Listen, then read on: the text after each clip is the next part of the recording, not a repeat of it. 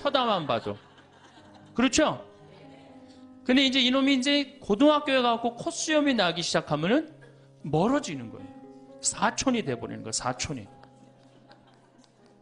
엄마를 봐도 말도 안 하고 씩 자기 방에 들어가고 다정하게 말 건네는 게 없어요. 뭐 어렸을 땐 막 안기기도 했는데 이건 뭐 자기보다 훨씬 큰 놈이 안기지도 않고, 이 대학교 가면은 얼굴 보기 힘들어지는 팔촌이 됩니다. 이제 장가를 가면 이제 사돈이 돼버리죠.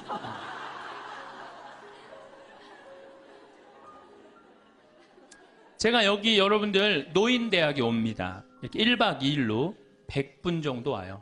한 100명 정도 노인대학에 오면은 딱 티가 나요. 저 할머니는 아들밖에 없구나. 저 할머니는 딸이 있구나. 확 티가 나요. 아들만 있는 할머니들은 옷을 이상하게 입고 와요.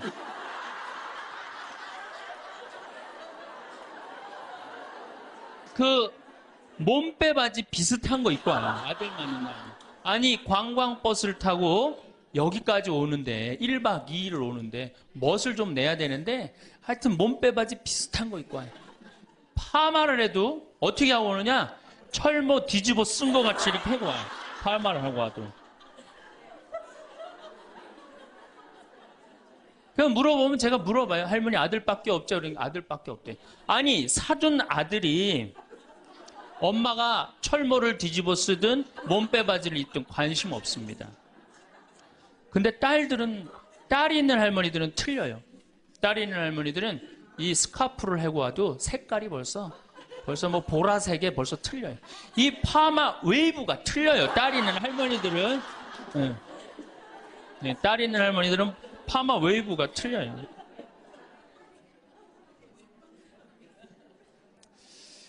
그렇다고 그러죠. 똑똑한 자식은 나라의 자식이 됩니다. 그렇죠? 똑똑한 아들 자식은 나라의 자식이 되고, 돈 많은 자식은 그렇지 사돈의 자식이 되고, 이게 어리삐리한 것만 내 아들로 남아서 평생 고생시키는 거예요. 어리삐리한 것만 내 아들로 남아서 평생을 고생시켜요. 그러니까 여러분들 중에 아들이 있다고 행복하고 뭐 믿고 완전히 시대를 잘못 알고 있는 거예요. 이제는 늙어서도 아들이 있어도 소용이 없는 시대다. 21세기는 자고로 누구의 시대냐? 여성의 시대다. 여성을 무시하면 어떤 공동체든 망하게 되어 있습니다. 어떤 공동체든. 우리나라에서 돈 제일 많이 버는 기업이 삼성이에요. 여성 이사가 제일 많은 회사가 삼성입니다. 아프가니스탄 여성 글도 안 가르쳐요. 그러니까 굶는 거예요. 샘 월튼이라는 분이 있어요. 이분이 누구냐면 월마트 창시자예요. 월마트 아시죠? 세계 최대의 기업이죠. 이 양반이 이제 세상 떠났는데 이 양반이 뭐라고 그랬냐면, 당신 회사에 결정권을 가지고 있는 여성 이사가 30%가 넘지 않는다면 당신 회사는 10년 후에 망할 걸로 생각해라. 그렇게 얘기를 했어요. 그러니까 이제는 사회에 돈 쓰는 주체는 다 누구예요? 다 여자예요. 제가 수없는 강의를 해도 내 강의를 듣는 대부분은 다 누구예요? 여자들이에요. 남자는 그 시간에 어디가 있어요? 노예처럼 돈 벌러 나가면 그거 먹으러 다녀, 강의 들으러 다녀. 그러니까 돈을 쓰는 주체가 여성이기 때문에 여성을 이해하지 못하는 공동체는 망하게 돼 있어요. 그 많은 기업가들이 그걸 간파한 거예요. 제일 먼저 망할 때가 어디야? 영상을 라디오처럼 편하게 틀어놓고 들으셔도 좋습니다. 구독과 좋아요, 알람 설정 꾹 눌러주세요. 황창현 신부님의 행복 특강 지금 바로 시작합니다. 21세기는 저는 4가지의 중요한 트렌드를 알고 있으면 된다고 생각을 해요. 21세기는 여성의 시대고, 21세기는 노인의 시대고, 21세기는 서비스의 시대입니다. 또 21세기는 환경의 시대예요. 그래서 여러분들하고는 오늘 21세기는 여성의 시대와 21세기는 노인의 시대에 대한 이야기만 좀 하도록 하겠습니다. 3번에 제가 3번이 아니고 분당에 이렇게 나가보면은, 먹자골목에 가보면, 낮에 가보면은 전부 여자 천재예요, 여자들. 네. 남자가 없어요, 남자가. 찜질방을 가봐도 여자 천재예요, 여자 천재. 우리나라 경제권을 집안에서 60%가 여자가 결정한대요. 남자가 얼마를 결정하냐면 13% 결정한대요. 우리나라는 남자들이 결정권이 없어요. 우리 집에 어머니 만 봐도 완전히 여자의 팔자가 완전히 고쳐진 걸 볼 수 있어요. 우리 어머니가 처음 시집 오셔서 어디서 식사를 하셨느냐면 부엌 부뚜막에서 하셨어요. 부엌 부뚜막. 이렇게 여기다가 올려놓고 나물에 밥을 3분에 비벼 드셨대요.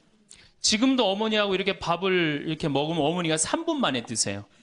왜 이렇게 빨리 먹느냐 그러니까 6.25 이전에 시집을 와갖고 밥을 빨리 먹어야만이 소 꼴도 먹이고 죽도 쓰고 애들 젖도 먹이고 어디 감히 시아버지하고 남편하고 밥을 먹느냐 이거예요. 근데 제가 어렸을 때 어머니가 어디서 식사를 하셨냐면 방 바닥에서 하셨어요. 방에 상도 많은데 꼭 바닥에서 밥그릇을 갖다 놓고 앉아서 드시더라고요. 저는 왜 밥상에 이렇게 자리도 있는데 꼭 어머니가 저렇게 방 바닥에서 드실까 이런 생각을 했어요. 근데 어머니는 사실은 출세한 거죠. 부엌에서 방으로 들어온 것만 해도 출세한 거예요. 네. 20년 만에 방에 들어와서 식사를 하신 거예요. 근데 제가 신학교에서 방학 때 와보니까 놀라운 일이 벌어지셨어요. 어머니 밥그릇이 밥상 위로 올라왔어요. 아버지하고 마주보고 식사를 하시더라고요. 이걸 뭐라고 그러냐면 맘먹는다고 그럽니다. 이때부터 맘먹기 시작하더라고요. 아버지하고. 어머니 목소리가 그전에는 어머니 목소리가 커졌던 기억이 안 나는데 밥상 위에 밥그릇이 올라오면서부터 이게 어머니 목소리가 더 커지기 시작했어요. 근데 제가 이제 신부 돼갖고 한 달에 한 번 집에를 가는데 이젠 더 놀라운 일이 이제 벌어졌어요. 어떤 일이 벌어졌느냐면 이제 밥을 아버지가 차려 드세요. 어머니가 안 차려주세요. 아버님 하시는 말씀이 엄마 성당 간다고 가방 들고 나가시면은 해 떨어지기 전까지는 안 들어온대요. 여러분들도 지금 오늘 아침에 상 차려놓고 지금 나왔죠? 남편이야 밥을 먹곤 말건 이게 완전히 세상이 바뀐 거죠. 어떻게 감히 남편 밥을 안 차려주고 강원도까지 옵니까? 점심 한 끼인데요. 뭐 이렇게 간이 커졌다니까 여자들이. 자, 그런데 우리 아버님은 한 달에 레지오 4일, 그 다음에 구역 밥모임 4일, 그리고 당신 개모임 한 4일, 12일을 나가서 드세요. 어머니가.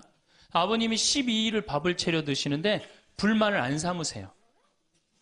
무슨 생각으로 불만을 안 삼나 했더니 이 늙은 나이에 내가 이 집에서 쫓겨나지 않고 밥 세끼 얻어먹는 것만 해도 감사하다. 황혼이혼은 지금 늘어나고 있어요. 황혼이혼은. 그러니까 늙어서 안 쫓겨나는 게 그것도 여자한테 안 쫓겨나면 감지덕지한 거죠. 그러니까 세월이 50년 만에 완전히 바뀐 거예요. 여러분들 2002년에 판사 임용고시에 1등부터 10등까지 6명이 여자였어요. 2006년에 판사가 110명이 됐는데 남자가 56명, 여자가 54명. 근데 2007년에 판사가 90명이 임용이 됐는데 여자가 52명, 남자가 38명. 그러니까 2배가 많은 거예요. 예. 훨씬 여자가 많은 거예요. 이 작년에 외무고시 31명이 합격을 했는데 남자가 10명, 여자가 21명. 이 놀라운 통계입니다. 제가 이군 사령부에 가서 강의를 한 적이 있어요. 이군 해군 평택에 있는 장병 한 1000명한테 강의를 했어요. 환경 강의를 하고 끝나고 나왔는데 거기 소령님이 저한테 부대를 구경시켜줘요. 제가 이 군 부대 강의를 많이 들어가는데 꼭 군대 가면 자기 부대를 꼭 구경시켜줘요. 이군 해군 사령부가 서해 교전한 부대예요. 그 배 막 올려져 있고 배도 구경시켜주고. 근데 이제 3,000톤급 구축함을 이렇게 했는데 뭐 포가 배 길이가 뭐 100m고 막 설명을 해주는데 옆에 대위 3명이 딱 걸어가는데 여자 대위가 어깨가 딱 벌어진 키가 1m 70이 넘는데 3,000톤 굿 구축하면 눈에 안 들어오고 여자만 내가 이렇게 고개가 돌아갔어요. 그랬더니 이 소령님이 저한테 그러더라고요. 신부님 멋있느냐고. 아우 멋있다고. 그랬더니 그 소령님 하시는 말씀이 자기는 쟤네들만 보면 무섭대요. 왜 무서우냐? 이게 쟤네들이 그 있는 부대 그 중대하고 남자 대위 부대하고 이렇게 축구 시합하면요 꼭 여자 부대 애들이 이긴대요. 중대장. 왜? 이 군대가 얼마나 삭막해요. 그 삭막한 군대에 자기 중대장님이 여자야. 그러니까 이 시합을 하면 그 여자 중대장님을 위해서 목숨을 바쳐서 뛰는 거예요. 그래서 그 소령 얘기가 이제 곧 여자 장군 나올 거라고. 이제 곧 여자 장군 나올 겁니다. 이제는. 정말 제가 3번에 가서 한번 강의를 한 적이 있어요. 한 7, 8년 전에 고등학교 전교 1등부터 10등까지 9명이 여자예요. 남자 딱 한 명이에요. 남자 딱 한 명. 안산에 보니까 전교 1등부터 10등까지 1등부터 5등까지는 다 여자예요. 그러니까 요즘 남자애들이 왜 이렇게 시험을 못 보느냐? 컴퓨터 게임 때문에. 그 다음에 음란 사이트 때문에. 그 다음에 개떼처럼 돌아다니는 특성 때문에 남자애들이 여자애들을 따라갈 수가 없대. 혹시 우리 집에 남자만 아들만 난 낳았다 손 들어보세요. 우리 집에 아들만 있다 손 들어보세요. 이 집은 이제 망한 거예요.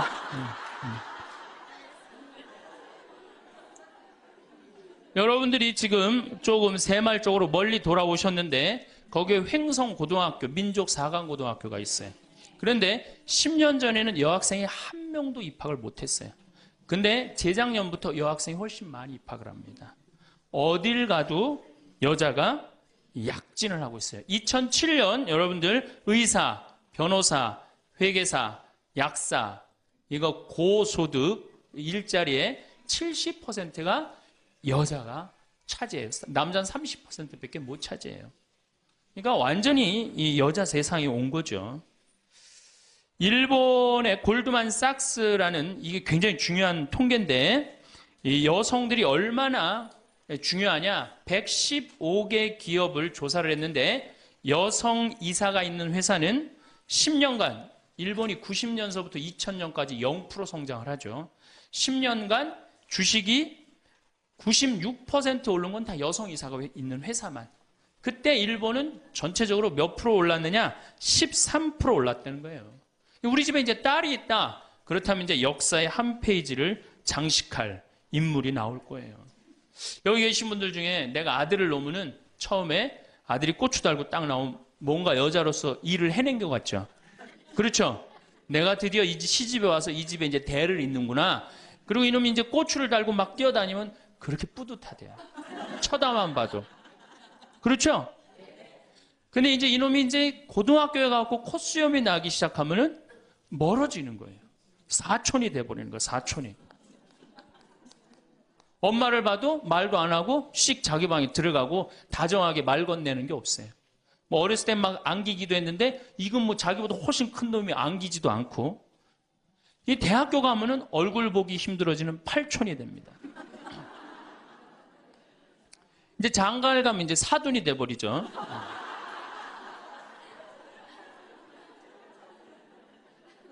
제가 여기 여러분들 노인대학에 옵니다. 이렇게 1박 2일로 100분 정도 와요. 한 100명 정도 노인대학에 오면은 딱 티가 나요. 저 할머니는 아들밖에 없구나. 저 할머니는 딸이 있구나. 확 티가 나요. 아들만 있는 할머니들은 옷을 이상하게 입고 와요.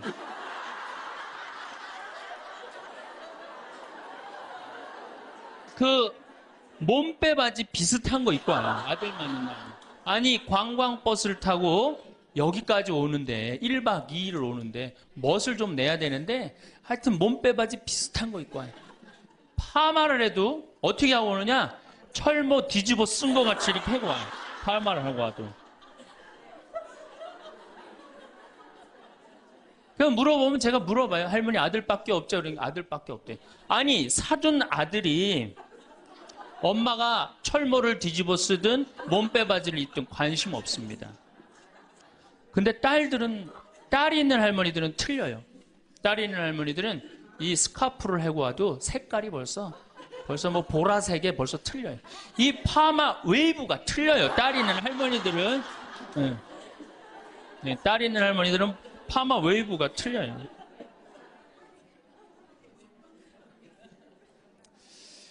그렇다고 그러죠. 똑똑한 자식은 나라의 자식이 됩니다. 그렇죠?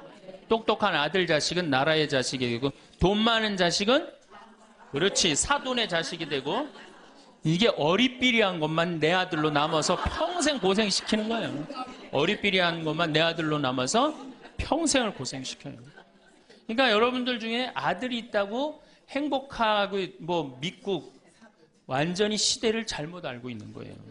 이제는 늙어서도 아들이 있어도 소용이 없는 시대다. 21세기는 자고로 누구의 시대냐? 여성의 시대다. 여성을 무시하면 어떤 공동체든 망하게 되어 있습니다. 어떤 공동체든. 우리나라에서 돈 제일 많이 버는 기업이 삼성이에요. 여성 이사가 제일 많은 회사가 삼성입니다. 아프가니스탄 여성 글도 안 가르쳐요. 그러니까 굶는 거예요. 샘 월튼이라는 분이 있어요. 이분이 누구냐면 월마트 창시자예요. 월마트 아시죠? 세계 최대의 기업이죠.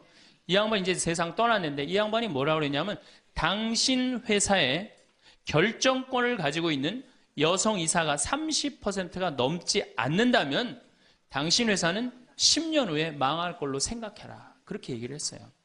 그러니까 이제는 사회에 돈 쓰는 주체 다 누구예요? 다 여자예요. 제가 수없는 강의를 해도 내 강의를 듣는 대부분은 다 누구예요? 여자들이에요. 남자는 그 시간에 어디가 있어요? 노예처럼 돈 벌러 나가면 그거 먹으러 다녀, 강의 들으러 다녀. 그러니까 돈을 쓰는 주체가 여성이기 때문에 여성을 이해하지 못하는 공동체는 망하게 돼 있어요. 그 많은 기업가들이 그걸 간파한 거예요. 제일 먼저 망할 때가 어디야? 한국 천주교. 모든 결정권이 누가 있어요? 남자들이 있잖아요. 주교님, 신부님들이 다 결정하잖아요. 난 걱정이 앞서요.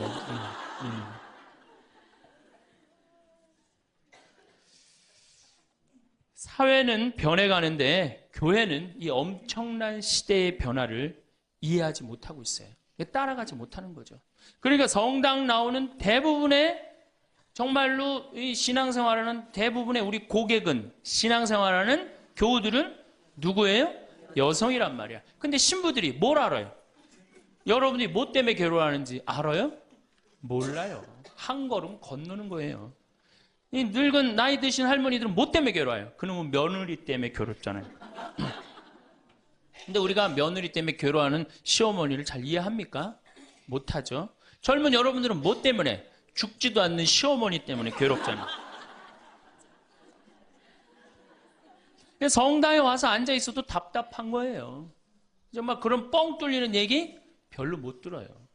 그러니까 우리 천주교가 사실은 뭐 400만이다, 500만이라 그래도 미사 참여는 120만 밖에 참여를 안 합니다.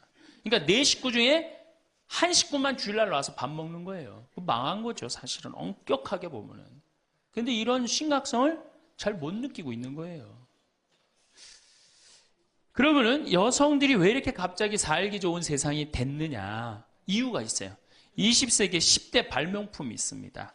여러분들 그게 뭐냐면은 상대성 이론, 원자탄 2차 세계대전을 끝낸 거, 페르마의 마지막 정리, 자동차, 비행기, DNA 이중 나선 구조, PC, 인터넷, 물리학의 양자역학. 이게 20세기 최대의 발명품인데 최대의 발명품은 1961년 독일 쉘링사에서 나온 아나보나라는 피임약이에요. 그럼 피임약이 나오기 전에 우리 어머니 세대, 70, 80이 된 어머니 세대는 애를 몇 낳았어요? 10명. 아, 멋있는 말 없어요? 한타스, 그거 멋있는 말이 아니에요. 우리 어머니 세대는 어떻게 힘 닿는 대로 낳죠. 힘 닿는 대로. 그런데 이거보다 더 멋있는 말이 있어요. 생기는 대로. 얼마 전에 충청도 레지아 그 강의를 갔는데 거기서는 충청도 사람들은 또 우리하고 생각이 틀리더라고. 닥치는 대로 낳대.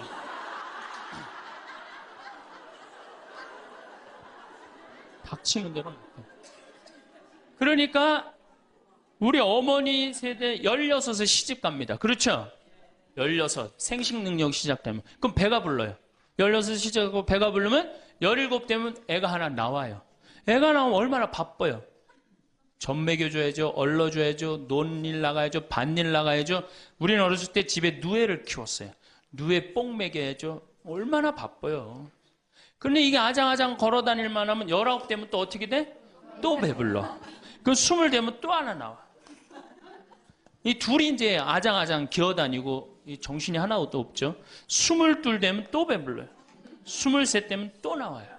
그러니까 어디 놀러 가고 싶어도 어떻게 하나는 포대기에 싸고 하나는 젖에 매달고 하나는 옆구리에 끼고 어딜 옛날에 여자들이 놀러를 가요. 집 밖 동네 밖 꿈도 못 꿨습니다. 이렇게 몇 가지 애를 놓냐면 40가지 애를 낳아요. 그러니까 몇 년 동안 애를 놓느냐면 25년 동안 애를 놓는 거예요. 25년 동안. 여러분들 이게 사람이에요? 25년 동안 애를 놓으면 이거는 애를 놓는 게 아니라 새끼 놓고 새끼 키우고 새끼 놓고 새끼 키우고 새끼 놓고 새끼 키우는 거예요. 그러니까 40에 내가 애를 놓으면은 그 애는 내 첫 장남의 애하고 같이 자랍니다.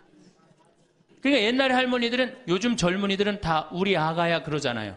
근데 옛날에 할머니는 다 뭐라 그래? 아이고 우리 새끼들 그러잖아요. 막내는 새끼로 안 보이죠. 강아지로 보입니다. 강아지. 아이고 우리 강아지. 그러니까 25년 동안 저렇게 새끼 놓고 새끼 키운 여자 머릿속에 든 게 있느냐? 머릿속에 든 게 있을 수가 없어요.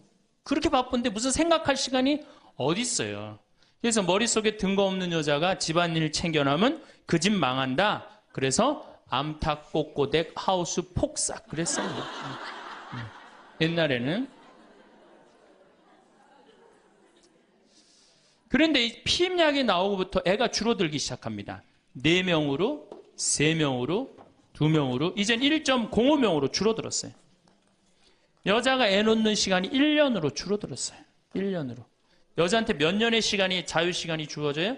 24년의 자유시간이 주어진 거예요. 자, 24년 동안 여자들이 사법고시 보고, 행정고시 보고, 외무고시 보고, 육사 가고, 해사 가고, 공군사관학교 가고, 경찰대학 뭐 1, 2, 3등 수석 졸업, 육사, 해사, 수석 졸업, 이건 다 이제 옛날 얘기에 다 휩습니다.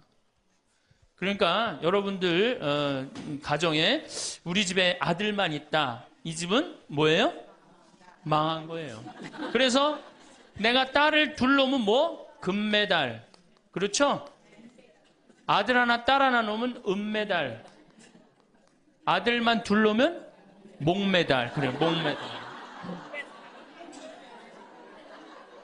동메달이 아니에요. 목메달이에요. 목메달.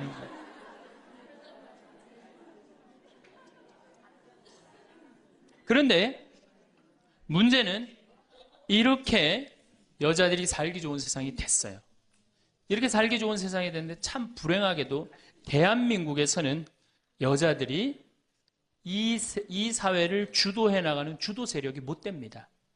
왜냐하면 16대 때 우리나라 여성 국회의원이 16명에서 300명 중에 5.4%, 17대 때는 39명, 300명 중에 그러니까 12%, 13%예요.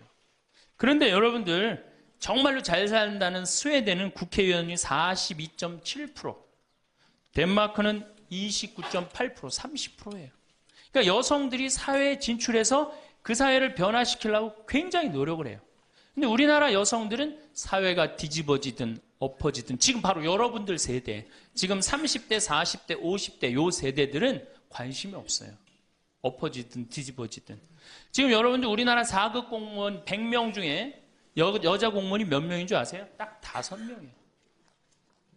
그러니까 미국의 대사분이 우리나라에 이제 있다가 이제 미국에 가면서 한 신문의 칼럼에 글을 쓰고 갔어요. 대한민국 이상하다. 이렇게 여자들이 대학까지 나오는, 이렇게 많이 나오는 나라도 없다. 그런데 대학까지 나온 이 고급 인력이 시집만 가면 다 자기를 관둔다. 참 이상하다. 그래서 한국이 발전을 못하는 거예요. 그 인력이 어떻게 그대로 다 계속 사회를 위해서 노력을 해야 되거든요. 우리가 $10,000에서 $20,000로 넘어갈 때 여성의 사회 참여율이 모든 국가를 통계를 빼보니까 9% 정도 증가했대요. 여성들이 사회에 나가는 게. 우리나라는 1.6%. 사회 안 나가는 거예요. 왜 안 나가요? 두 가지 때문에 안 나갑니다. 이 두 가지, 이 병을 고치지 않는 한 우리나라는 선진국으로 가기도 힘들고 대한민국 정말 행복한 나라로 가기도 힘들어요. 첫 번째 뭐냐? 자식 교육. 여기에 미쳐 있어요. 요즘 내가 이렇게 방송을 보면은 정말로 정신없구나 이런 생각이 들어요. 두 번째로는 텔레비전. 이게 또 방송으로 나가겠지만 이 텔레비전님에 미쳐 있어요. 텔레비전. 이 두 가지 여자들이 완전히 미쳐서 사회에 건강한 세력이 되지 못하는 거예요. 그럼 자식 교육을 가만히 보면은 한번 보세요. 내가 이제 딱 아기를 가졌어. 임신을 했어. 요즘 젊은 엄마들이 임신을 딱 하면은 얼마나 이뻐요. 지금 이제 해도 나고 이제 조금 있으면 더 멋있어질 것 같은데 강도 예쁘고 산도 예쁘고 꽃도 예쁘고 하늘도 예쁘잖아요.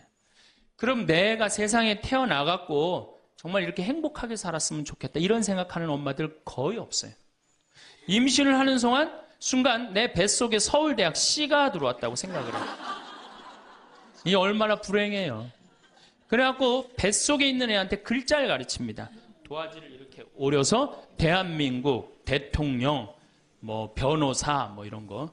그 다음에 이제 요즘 또 2개 국어를 알아듣는다고 How are you today, my baby? It's raining. 비 온다 이거죠 오늘. 사실 여러분들 태아는 뱃속에 있으면서 10달 동안 잔다고 그래요. 그 애한테 그래서 그걸 뭐라 그래? 태교라고 그러잖아. 교육을 시키는 거 뱃속에 있을 때부터 얼마나 불행합니까? 뱃속에 있을 때부터 교육을 받으니. 그러니까 엄마의 태를 열고 세상에 나왔어. 그래갖고 3번에 이제 아파트촌이죠. 아파트를 통해서 수리산을 너무너무 보고 싶어 애가. 구름도 보고 싶고 눈도 보고 싶고. 근데 이 잔인한 엄마들이 아무 생각 없는 엄마들이 아파트 베란다 창문에 한쪽에는 가나다라마바 차타카타를 붙여놓고 한쪽에는 A, B, C, D, E, F, G를 붙여.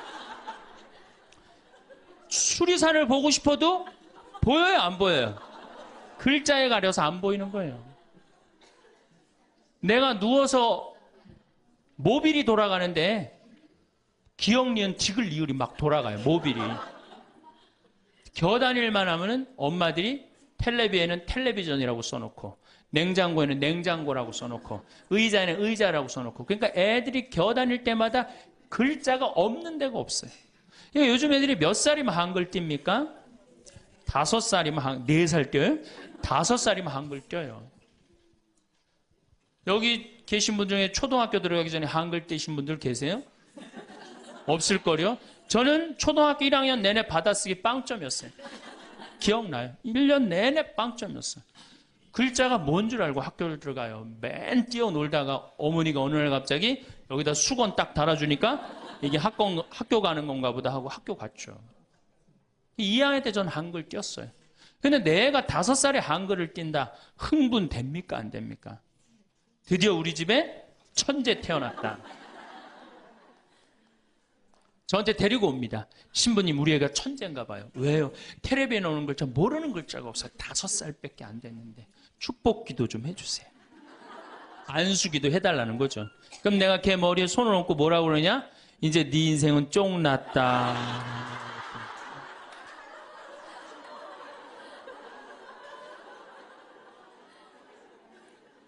왜?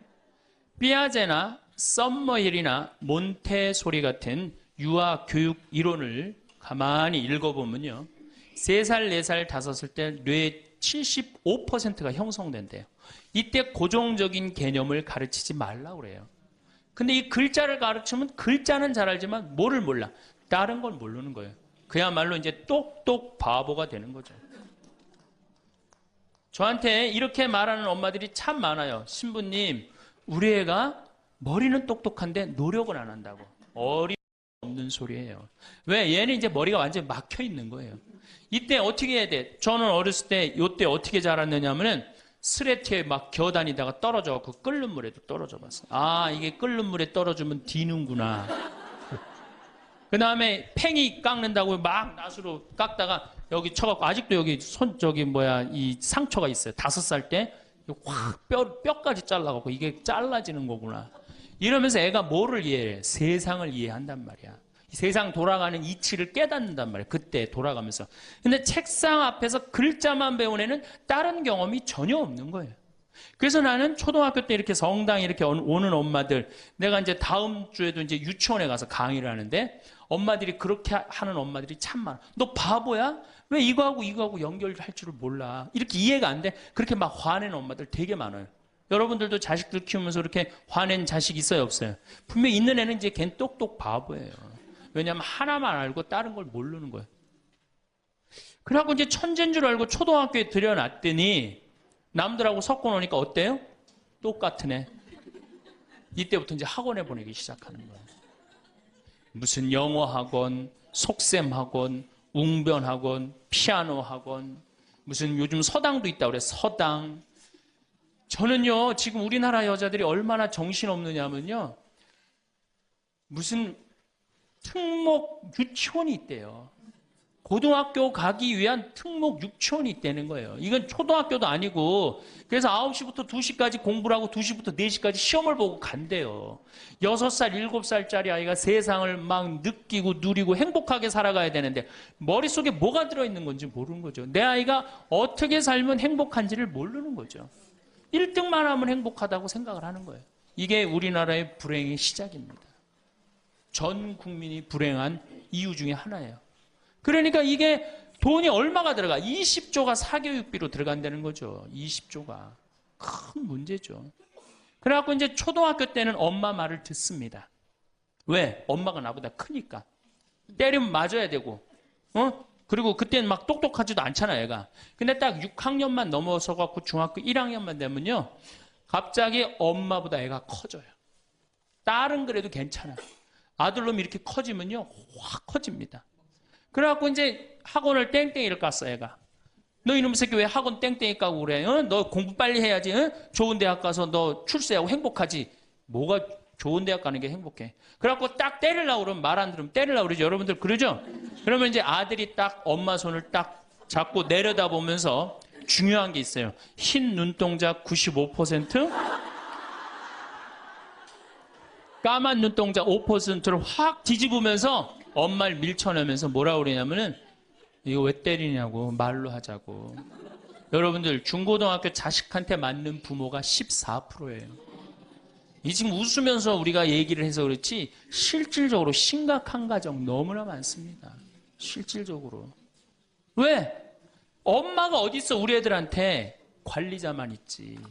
얼마 전에 반포 성당에서 교육을 받으러 오셨어요. 강의 끝나고 반포 자매님 한 분이 저하고 얘기를 할 기회가 있어서 신부님 제가 중국집을 합니다. 그래도 반포에서 합니다. 꽤 잘 되는 음식점입니다. 제가 중국 음식점에 엄마들이 점심 때 갖고 탕수육 하나 시켜갖고 애 스케줄 관리해 준다는 거야. 아니 그거 시켜놓고 학원 어디 가고 몇 시에 뭐 가고. 야 애가 행복할 것 같아요? 어림도 없는 소리예요. 그러니까 얘네들이 무슨 병에 걸리냐면 번아웃 병에 걸려요. 하느님이 인간으로 태어났으면 10살 때 쓸 거 20살 때, 30살 때, 40살 때, 50살 때 쓸 에너지를 줬는데 이거를 유치원부터 초등학교 때까지 다 태워 없앤 거예요. 그러니까 중학교만 올라가면 애가 에너지가 하나도 없어. 텅 비었어. 그래갖고 무슨 병에 걸리냐면 귀찮아 병에 걸려. 뭐 좀 하자 그러면 뭐라 그래? 엄마 귀찮아. 좀 나 좀? 나도. 아무것도 하기 싫은 거예요. 그렇게 시달렸으니 아니 초등학교 때는 4시간 8살짜리가 4시간 공부하면 많이 한 거 아니에요? 공부? 근데 요즘 애들이 어떻게 해요? 밤 10시까지 학원을 다녀요. 그래서 한 애가 자살을 했잖아요. 근데 유서를 써놨는데 뭐라고 써놓고 아버지는 8시에 들어오는데 왜 내가 10시에 들어와야 되느냐. 4학년 애가 초등학교. 이렇게 인생이 힘든 거라면 죽겠다. 그리고 뛰어내려서 죽었어요. 이거 누가 만드는 거예요? 여러분들이 만드는 거예요. 여러분들이 도대체 인생을 어떻게 살면 행복하고 우리가 내 아이에 맞게 살아가야 되는데 내 아이가 공부만 못하면 뭐라 그래? 너 커서 뭐가 될래? 어? 근데 유태인들은요 공부를 못해도 애 기를 안 죽인대요. 우리는 공부 못하면 애 기 죽여 인간성 나빠 불효자의 천하의 몹쓸 놈이야. 꼴뚱하면은 근데 유태인들은요, 꼴등을 하면은요, 부모가 애 기를 절대 안 죽인. 꼴등하는 것도 서러운데 집에서 기까지 죽이면 애는 어디로 가라고. 그러니까 너 꼴등해도 괜찮아. 커서 돈만 많이 벌어. 지금 반에서 1, 2등 하는 애들 다 네 나중에 비서로 쓰고 회계사로 쓰면 돼. 걔네들 지금 열심히 공부하는 이유가 다 너를 위해서 공부하는 거야.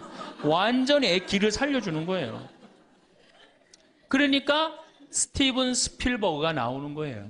여러분들 스티븐 스필버그가 고등학교 2학년 때 학교 적응을 못해서 학교를 관둡니다. 그리고 지지나 반에 편성돼요. 지지나 반에. 그런데 엄마가 어떻게 했느냐? 우리 아들은 영화를 좋아하니까 우리 아들은 상상력이 좋으니까 훌륭할 거야. 끊임없이 아이의 길을 살려줘요. 이 사람이 어떻게 됐어요? 세계 최고의 감독이 된 거예요. 그 상상력 하나만 가지고 엄마가 만약에 공부 꼴 지지나반 이 지지나반에 들어간 이 지질이 복도 없는 건 내가 팔자도 없지 이랬다면 스티븐 스필버그가 나오지 않았을 거예요. 근데 우리나라는 꼴등하면 인간성 나쁘고 불효자고 부모님 마음 이해 못하고 사실은 꼴등하는 애들이요. 여러분들 성격 좋은 애들이 꼴등하는 거예요. 이 유한 애들이 독한 놈들이 1등하는 거예요. 여러분들 자식들 중에 1등하는 애들이 있으면 독한 애들이에요. 그거 좋아할 거 하나도 없어요.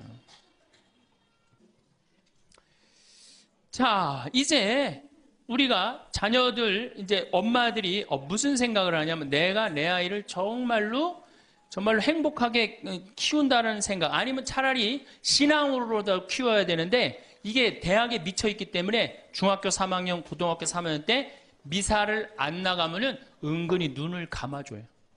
은근히 눈을 감아줘요. 이땐 막 강하게 얘기를 안 합니다. 근데 사실 이게 이제 우리가 정말로 잘못 키우는 거죠. 자식을 완전히 잘못 키우는 거예요.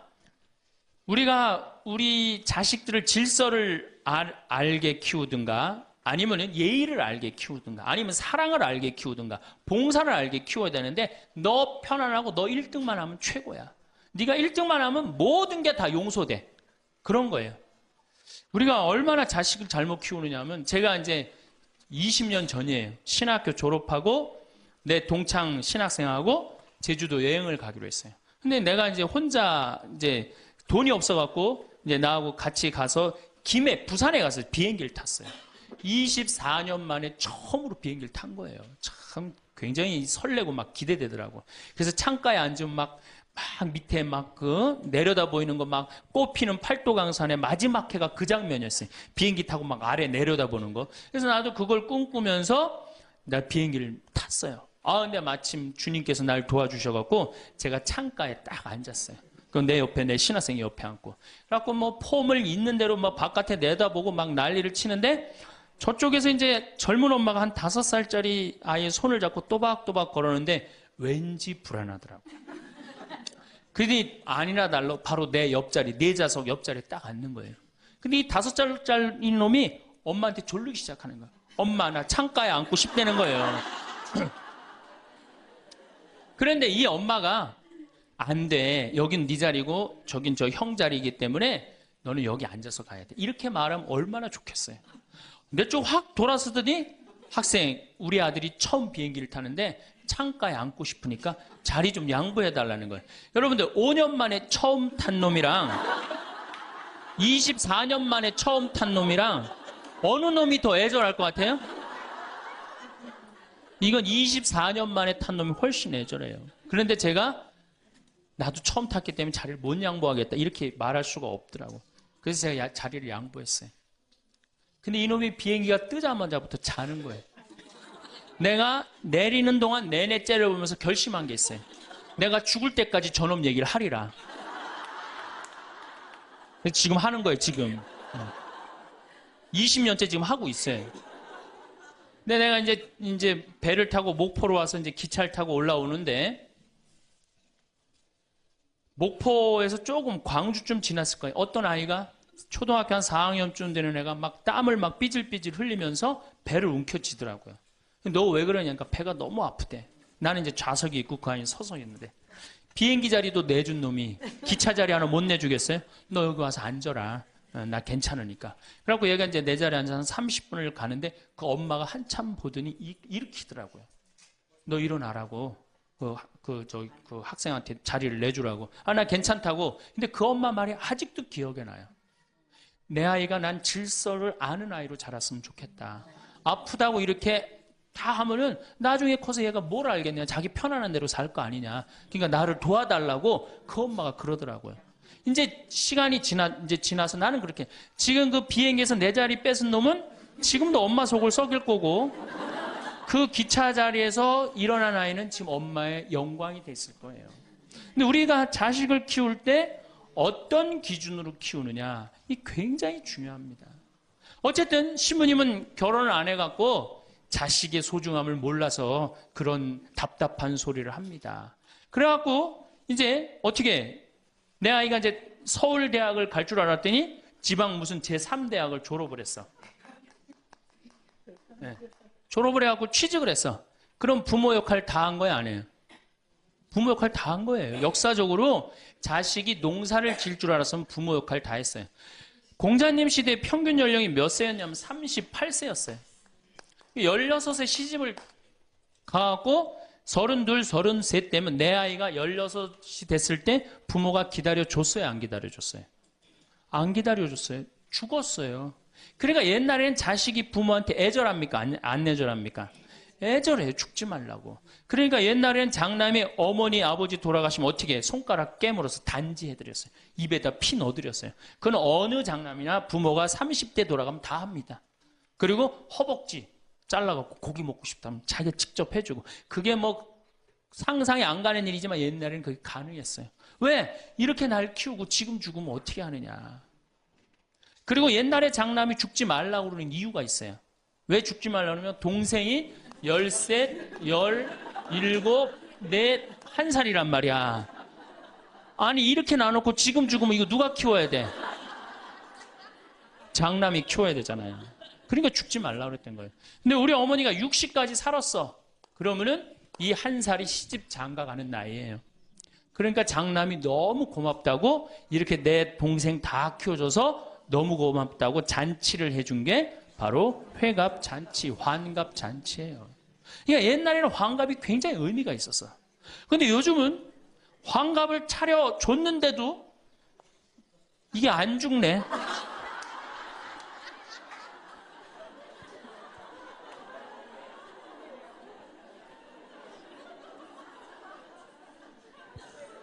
그 노너 2인 4편에 뭐라고 그러냐면 너희는 부모의 나이를 꼭 기억해둬라. 부모를 모실 날이 얼마 남지 않은 것을 생각하고 그 다음에 부모가 살 날이 얼마 남지 않은 것을 생각하고 부모의 나이를 꼭 기억하라고 했어요. 나는 그걸 읽고 우리 어머니가 얼마 살 날이 얼마 남지 않았구나 그런 생각을 하고 매년 나이를 기억해뒀어요. 근데 이제는 포기했어요. 헷갈려요. 몇 살을 사시는지. 그리고 어머니가 60대 뭐라고 그러셨느냐면은 에휴 늙으면 죽어야 돼. 늙으면 죽어야 돼. 그래서 그때 굉장히 내가 그 논어를 막 한참 읽을 때라 정말로 내가 부모한테 잘해야 되겠구나. 본수원 갈비집에 가고 갈비 한 번 더 사드리고 전화 한 번 더 드리고 했어요. 근데 이제 요즘 이제 그 얘기 들으면 막 화가 나요. 그 얘기 한 지 벌써 16년이 지났어요. 죽을 기미가 안 보여요. 그래서 제가 2년 전에 어머니한테 가서 그랬어요. 어머니 자식들 앞에서 이제 늙으면 죽는다는 소리 하지 말아라. 자식들 사기치는 것도 아니고 이게 뭐냐.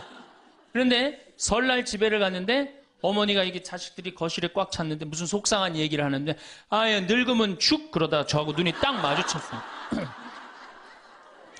늙으면 죽 그러시다 마시더라고요. 이제 늙어도 안 죽어요. 여러분들 평균 연령이 지금 83세입니다. 그러니까 대부분이 90까지 살아요. 재수 없으면 100살까지 살아요. 여러분들은 몇 년을 사냐면 120년을 삽니다. 그럼 몇 년 남은 거예요? 여러분들 자식들한테 공부 못하는 자식한테 너 늙어 커서 뭐가 될래? 이거 말하는 정신이 있으면은 난 늙어서 뭐가 될까? 이거 먼저 걱정하셔야 돼요. 여러분들 앞으로도 50년, 60년 남아있어요. 근데 이렇게 오래 살 줄 모르고 있는 돈 없는 돈 누구한테 다 쏟아붓어? 자식한테 다 쏟아붓어. 있는 돈 없는 돈. 그리고 맨 손가락 빨면서 50년을 산다. 이건 축복이 아니라 저주예요, 저주. 정말로 생각 잘 하셔야 돼요. 우리나라 여성들 지금 자식한테 지금 학원비 1년에 20조 쏟아 넣을 일이 아니에요. 늙어서 죽지 않으면 결국은 누구하고 힘들어져요? 자식하고 힘들어질 거 아니야. 돈은 한 푼 없지. 자식은 그래도 공부시켰다고 쳐다는 보는데 죽지도 않고 계속 그것도 1, 2년도 아니고 40년, 50년 이렇게 보고 있으면 어때요, 여러분들? 이 생각하면 딱 쉬워요.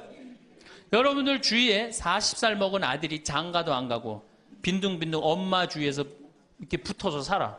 40살 된 딸이 시집도 안 가고 엄마 아빠 옆에서 붙어서 살아. 그 딸 이뻐요, 미워요? 밉죠?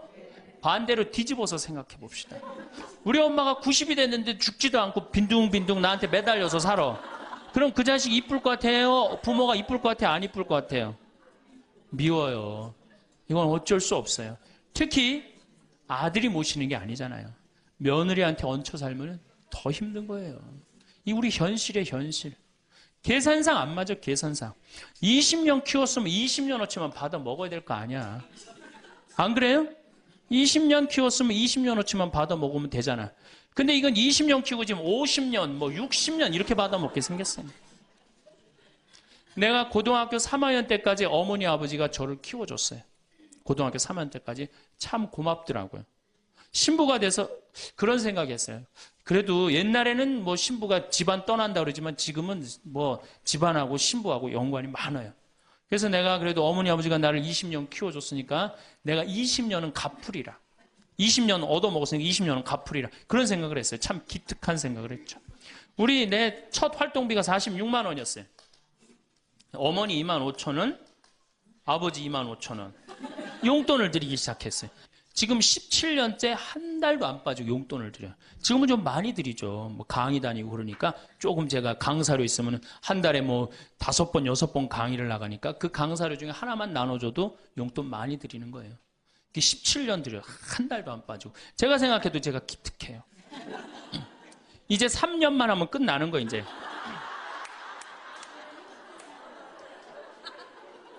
삼 3년만 하면 끝나는데 집에 가보면은요 3년으로 끝날 것 같지가 않아요. 아버지가 막 지리산 꼭대기까지 뛰어 올라갔다가 뛰어오는 거예요.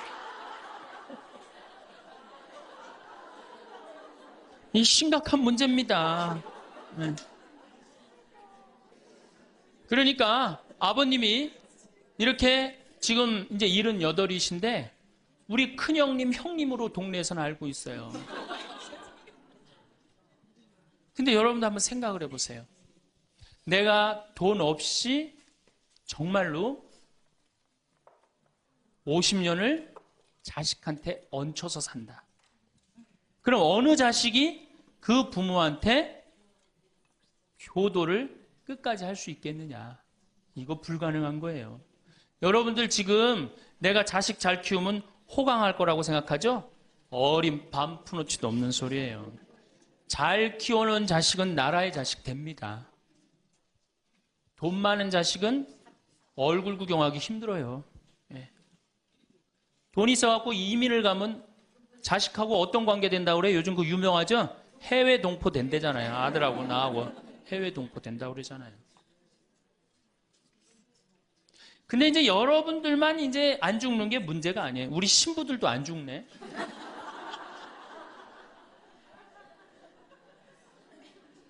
신부들이 내가 신부 될 때 우리 수원교회 은퇴사제가 한 분 계셨어요. 한 분 계셨는데 지금 19분 계세요. 19분이 우리가 은퇴기금을 모았는데 벌써 다 쓰셨어요. 그리고 이제 죽지도 않고 그대로 가세요. 지금 여기 지금 우리 교구의 최고 원로 신부님 지금 와 계시거든요. 예, 와 계신데 지금 이제 83인지 4인지 또 헷갈리는데 예, 계신데 건강하세요. 제가 보기엔 한 95까지 사실 것 같아요. 그러니까 참 우리 신부들, 여러분들은 그나마 손자도 있고 손녀도 있지. 우리 신부들은 아무것도 없잖아. 은퇴하면은 땡이에요, 땡. 교우들이 찾아와요.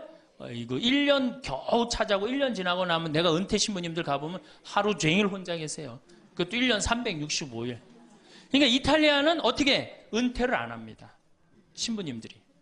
절대 은퇴 안 해요. 왜? 외로운 걸 아니까. 이게 실제로 있었던 일인데 93살 먹은 할아버지 신부님이 은퇴를 안 하는 거예요. 그러니까 여러분들 시어머니 93살 되면 제정신이에요? 제정신 아니에요? 아니 93살 먹은 신부님이 93살이 정신이 오락가락 하는 거예요. 그러니까 이게 이 신부님이 혼배 때 이제 장례 강론하고 장례 때 혼배 강론하고 막 이러는 거예요. 주교님이 머리가 아픈 거예요.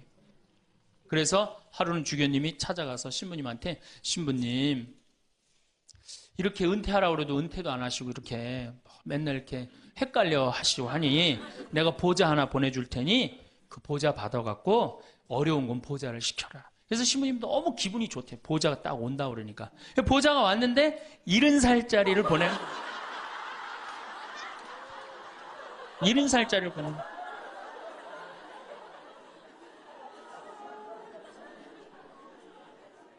이제 여러분들 인생은요 60부터라는 거 옛날에 많이 들었죠? 실질적으로 인생은 60부터예요.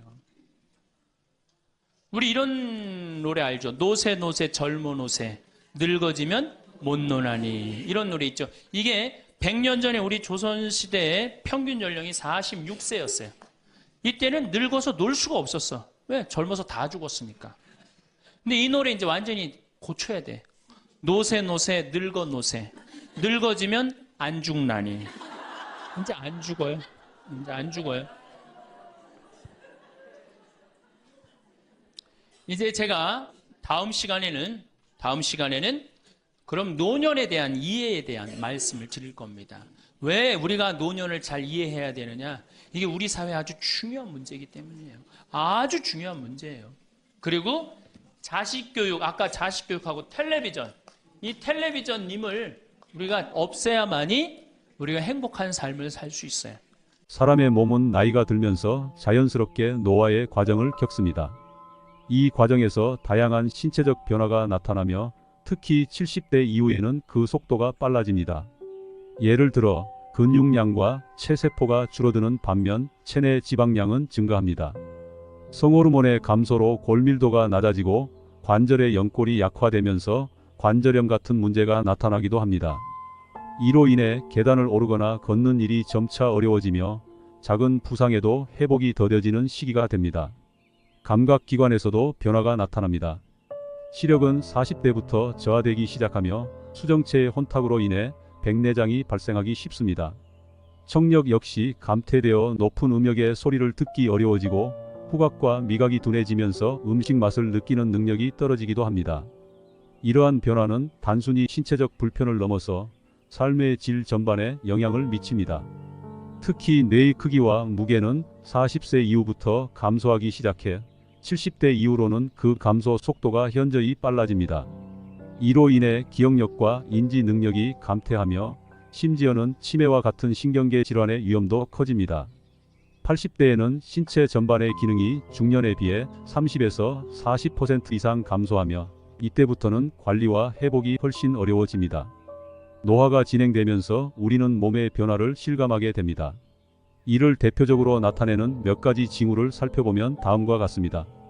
40대부터 가까운 거리에 사물이 흐릿해지고 음식점 메뉴판이나 스마트폰 글씨를 읽기 어려워집니다. 이는 노안의 시작으로 적절한 안경 착용과 정기적인 검진이 필요합니다. 나이가 들면서 소화 기능이 약화되어 제산제 복용 빈도가 늘어날 수 있습니다. 소화 기능을 돕는 식단과 규칙적인 식사 습관을 유지하는 것이 중요합니다. 65세 이상 인구의 절반이 겪는 골관절염은 나이와 함께 관절의 연골이 닳으면서 발생합니다. 무리한 운동을 피하고 관절을 보호하는 생활 습관을 익히는 것이 필수적입니다. 30대부터 70대까지 남성은 약 2.5cm, 여성은 최대 5cm까지 키가 줄어들 수 있습니다. 이는 연골의 손상과 골밀도 감소로 인해 발생하며 꾸준한 체중 관리와 칼슘 섭취가 도움이 됩니다. 활동량 감소와 식습관 변화로 변비가 자주 발생할 수 있습니다. 식이섬유가 풍부한 음식을 섭취하고 물을 충분히 마시며 규칙적으로 운동하는 것이 필요합니다. 여성의 경우 폐경 이후 에스트로겐 감소로 인해 평소에 없던 부위에 털이 자랄 수 있습니다. 이는 자연스러운 현상이지만 미용적인 고민을 동반하기도 합니다. 나이가 들면 수면 시간이 줄어드는 경향이 있습니다. 하지만 이는 단순한 노화의 결과라기보다는 건강 상태나 스트레스 등과 관련이 있으므로 숙면을 위한 환경을 조성하는 것이 중요합니다. 우리는 노화라는 자연스러운 흐름을 막을 수는 없지만 이를 수용하며 준비할 수는 있습니다. 전문가들은 70대를 습관을 굳히는 시기로 보며 이때의 선택이 80대 이후의 삶을 결정한다고 강조합니다. 이 시기에는 단순히 건강을 유지하는 데 그치지 않고 삶의 의미와 목표를 재설정하는 것이 중요합니다. 첫째, 노후에도 학습을 멈추지 말아야 합니다. 학습은 단순히 새로운 지식을 얻는 것을 넘어 자신을 돌아보고 성찰하는 과정이기도 합니다. 70대까지 익숙했던 습관과 기술은 80대 이후에도 지속 가능하므로 이 시기에는 스스로를 돌보고 삶의 방향을 설정하는 데 중점을 두어야 합니다. 둘째, 작은 일이라도 꾸준히 할 수 있는 활동을 찾아야 합니다.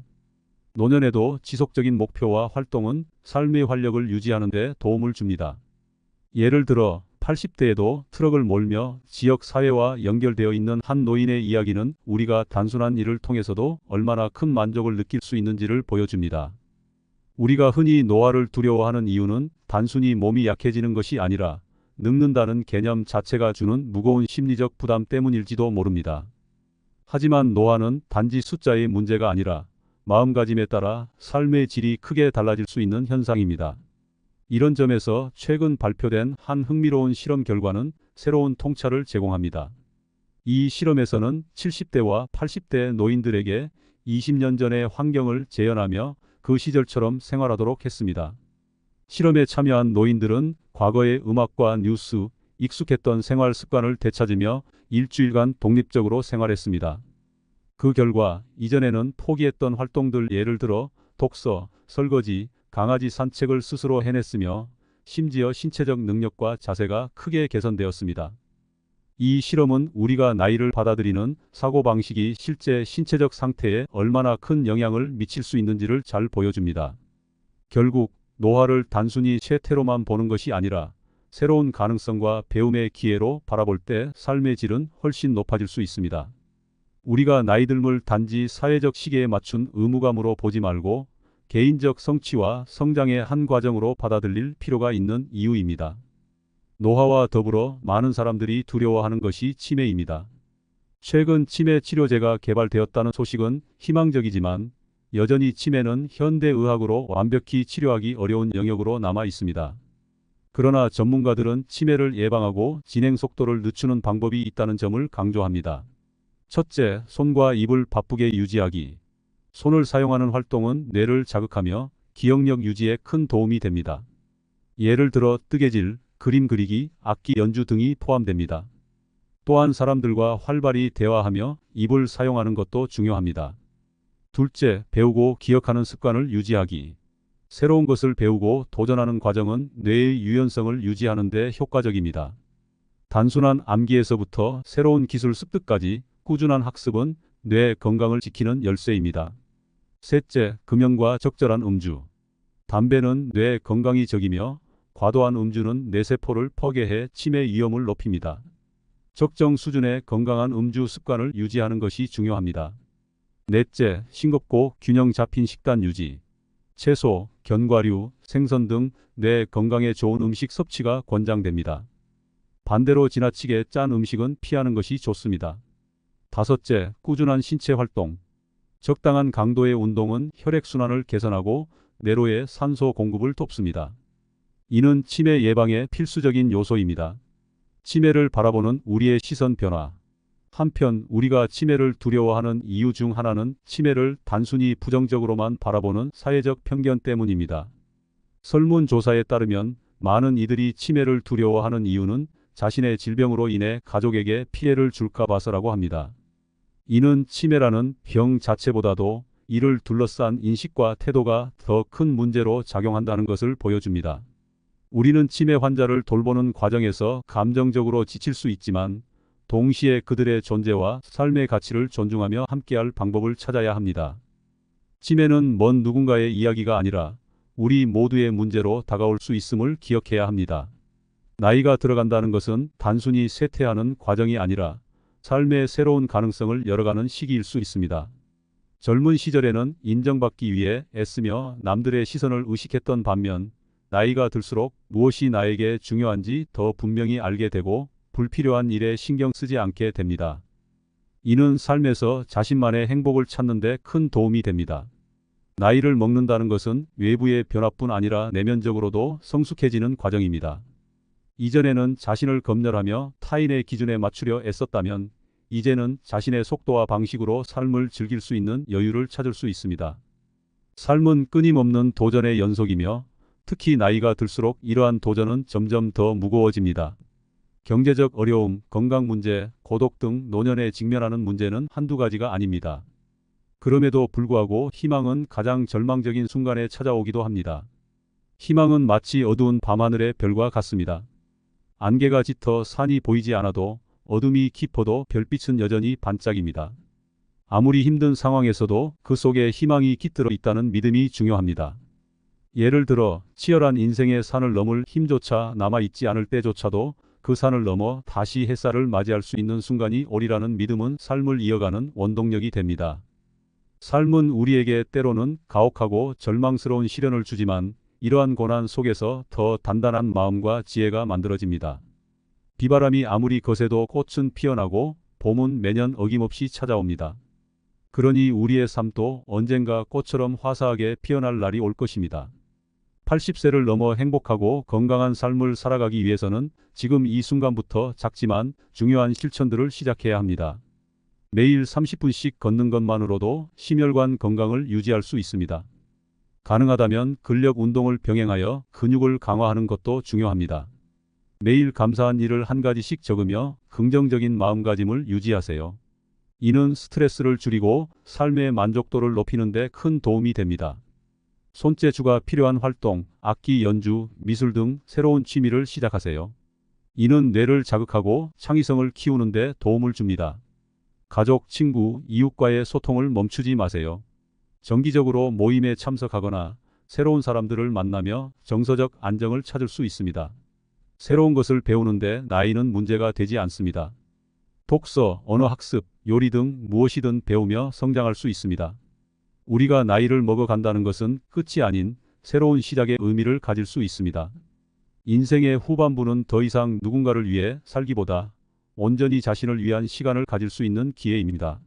우리의 삶도 단순히 시간을 채우는 것이 아닌 의미 있는 순간들로 가득 채울 수 있습니다. 노년을 맞이하는 것은 단순히 연륜의 무게를 느끼는 시간이 아니라 스스로에게 가장 중요한 것이 무엇인지 다시 생각해보고 진정한 행복을 추구할 수 있는 시기입니다. 꽃이 매년 새롭게 피어나듯 우리의 삶도 매 순간 새로워질 수 있습니다.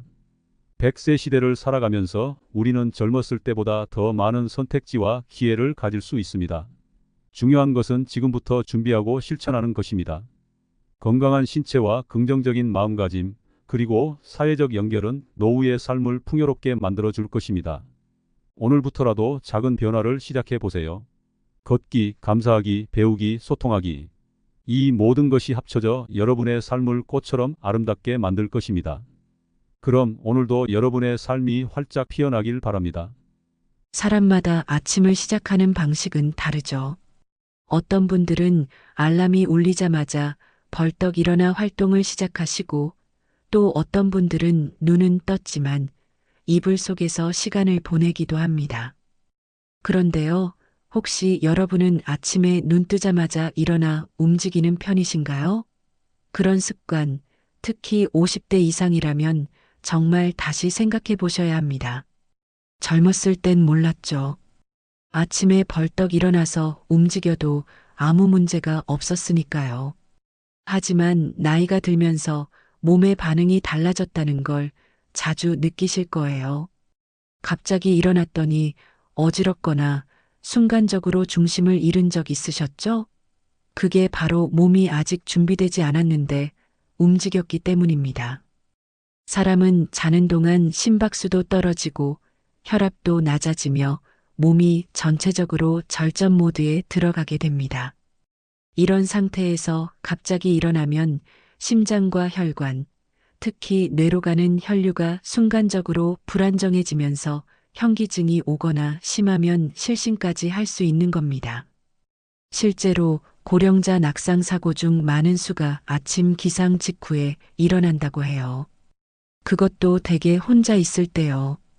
사고라는 건 순간이잖아요.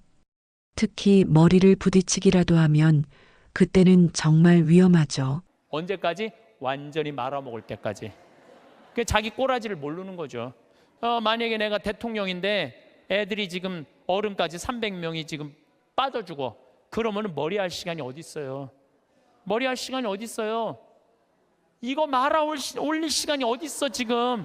모자 쓰고 빨리 나가야지. 내 인생에 가장 많은 실수를 했을 때가 30대예요. 핸드폰 으면 신경질 부리고 성체면 손바닥 내리치고, 사람 만나도 정말 사람으로 못 만나고, 저 사람 나한테, 부자들 특히 그때는 부자 좋아했어. 30대 때는. 왜? 저 사람이 날 좀 도와줬으면 좋겠다. 근데 참 이제는 이제 그런 일은 절대 없어요. 30대 때 부자들이 나한테 와서 이런 얘기 참 많이 했어. 신부님, 저거 땅 팔리면은 내가 정말로 신부님 밀어줄게요. 그래서 같이 밥도 먹고 어디 여행도 같이 가는데 왜 이렇게 땅이 안 팔려? 그래서 내가 깨달은 진리가 뭔지 알아요? 부자 땅은 안 팔린다. 그러니까 참 나이를 먹는 게 좋더라고요. 나이를 먹으니까 봐도 못 본 척, 알아도 모르는 척, 들어도 못 들은 척 이렇게 하게 되더라고요. 하루에 몇 번 정도 웃습니까? 만약 하루에 한 번도 안 웃었다면 죽음을 바로 앞둔 영혼과 다를 바가 없습니다. 나이가 60이 넘었는데도 하루에 100번 이상을 웃었다면 이분은 어린아이와 같은 맑은 영혼을 지니신 분입니다. 웃을 일이 있어 웃는 게 아니고 웃으면 웃을 일이 생깁니다. 정말 쓸데없는 걱정을 하고 사는 분들 너무나 많습니다. 그러므로 내일을 걱정하지 마라. 내일 걱정은 내일이 할 것이다. 그날 고생은 그날로 충분하다. 황창현 신부님의 행복 특강 지금 바로 시작하겠습니다. 구독, 좋아요는 정말 큰 힘이 됩니다. 아침에 소금물을 마시면 생기는 효능과 소금물 제대로 마시는 방법, 소금물의 구체적인 용량과 소금물 먹는 타이밍, 소금물을 먹으면 안 되는 유형도 함께 들으시면 좋겠습니다.